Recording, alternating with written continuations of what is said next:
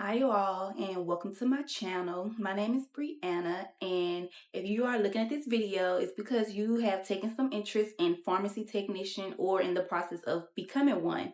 In today's video, we will be discussing retail pharmacy, working from home, and hospital pharmacy, all three of which what I did. So, retail pharmacy. Retail pharmacy is a bit more fast-paced, especially if you live in an area where that pharmacy is like almost the only pharmacy around. So I've worked in the most busiest pharmacy in my state, and it was a Walgreens chain, and it is very, very busy. From the time you come in to the time you leave, it is busy. When you come in, you will have people lined up waiting at the door for you to enter and come in and get their medications. You take medications from the patient, you insert it into the system, and you start the process of getting that medication. Some medications may need a PA, prior authorization, required by the insurance, which we do not do as a retail chain. In retail pharmacy, you do not do prior authorizations. That is up to the provider to get with the insurance and say, hey, it needs a prior authorization.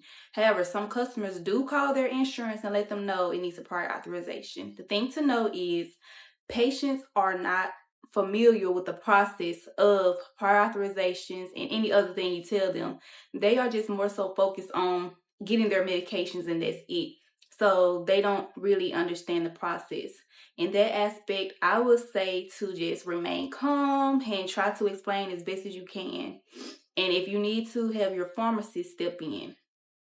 So that's when you are at the front counter, you are checking out medications, you're getting prescriptions in, and you process it into the system. Now, if you have a drive-through pharmacy, the drive-through, it does pick up. The lines do get backed up if you're working in a fast pace, but it's best to just try to remain calm and do one patient at a time because you can only do so much.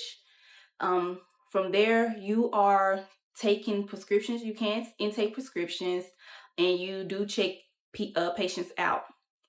Also, from there, if you are not in drive-through and you are not in the line in the front to greet customers, then you are filling medications. Filling medications, you have to be on it when you are filling medications because it can get backed up pretty quickly. At one point, we've had like 150, 200 medications at one time in one day, and patients are just like, I need my medication, I need my medication. But again, it's best to remain calm, just try to humble yourself, gather yourself together, get yourself together, and just explain to the customer, hey, we are totally behind. Some patients may want their prescriptions transferred to another pharmacy, in which you would say, hey, my prescription is already in the system. Then they can go to their preferred pharmacy and have them call and get their medication transferred. Hey, if you have the hard copy, you already scanned it in, you remove it out the system. Just make sure you have the hard copy in hand, remove it out the system, and allow the patient to get their prescription back, and they can take it to their preferred pharmacy. Now, that's a lot. It is a lot. A lot of people go in thinking, oh, it's going to be nothing or whatever. If you are at a slower pace retail pharmacy, then okay, cool. But fast pace, you have to be on it. And from what I've heard, a lot of people do not like retail pharmacy. Now, working from home. I had the opportunity to work from home. I did not know what I was getting myself into. I didn't even know what I was getting myself into with retail. But working from home, I was definitely scared. So basically my clinic was out in Boston. I was at home. Mind you, I'm in a whole nother state. So my hospital, I was the single point of contact, which they call a SPOC. So basically you are interacting with the providers via email, and your RAM, which is your regional account manager. They are the ones who onboard that clinic or that hospital. So they will be on it as well. So basically with that, the patient, the provider will send you a patient, send you their medication. They may need insurance, they may need a prior authorization. Some hospitals, they will do their own prior authorizations. I had the opportunity to, have the providers do their own. So I was good in that area. You do call the patient, you set up delivery because you are in a whole nother state. Just because it's in that state doesn't mean delivery is particularly in that state.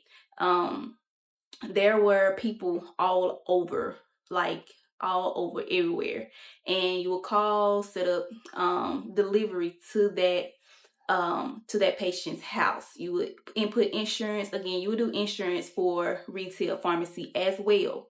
So you will be engaging in that. So you will be calling the patient, contacting them, and setting up delivery to their address. You will take payment over the phone. They will provide you their information on a recorded line, of course, and you would set up delivery. Set up delivery, you have to make sure that you can deliver that day. So I would deliver 2 days out, just to make sure. You will make sure that all the medications is in stock. So you will have to check the stock. It's like a bunch of systems and pages that you have to open to do what you need to do when you're working from home. Also, working from home, please do not think that the people are not watching you. Your company is not watching you. They are watching every single thing that you do on your computer. They're watching and monitoring everything from the words that come out of your mouth to the mouse moving. So yes, that is one of the cons I did not like, but I made it through. So on to hospital pharmacy. Hospital pharmacy, it is just like my when I was working from home. However, I'm in the hospital locally.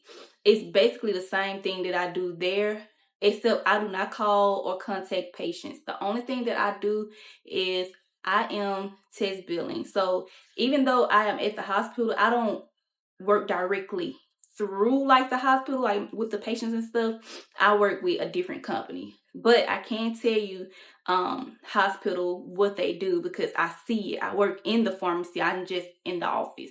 So basically, the doctors, because you are at the hospital, the doctors call in prescriptions to the patient down to the hospital pharmacy. I'm so sorry, I cannot talk. Down to the hospital pharmacy.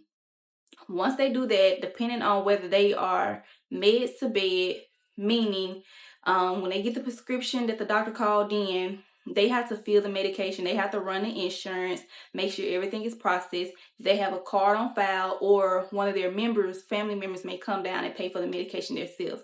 However, if they are meds to bed, they will have a method of payment on file, and the tech will run up to the floor or the room that the patient is on or in and have to deliver that medication.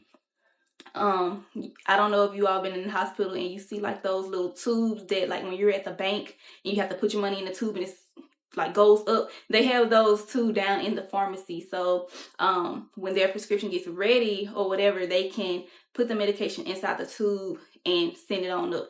However, they do say that from the texts that are down there, that it is a lot of running around and it can be very busy. Though it is the hospital pharmacy, they do have people coming in and out that do pick up prescriptions in the area that I am in. If you are in the basement, it's like a system.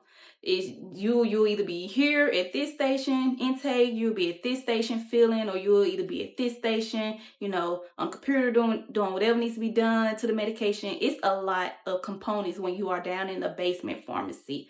But they do fill medications and they do send it up to the meds to beds to the patients using the tubes as well. But you have to make sure stock is you have the medications in stock. You have to have everything in order. Have to make sure you have inventory with hospital pharmacy.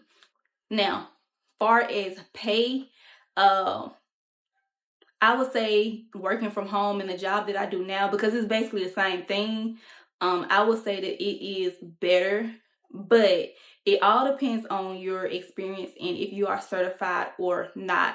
And in my next video, we will talk about certification in your state. All right, see you on the next video. Be sure to subscribe. Bye.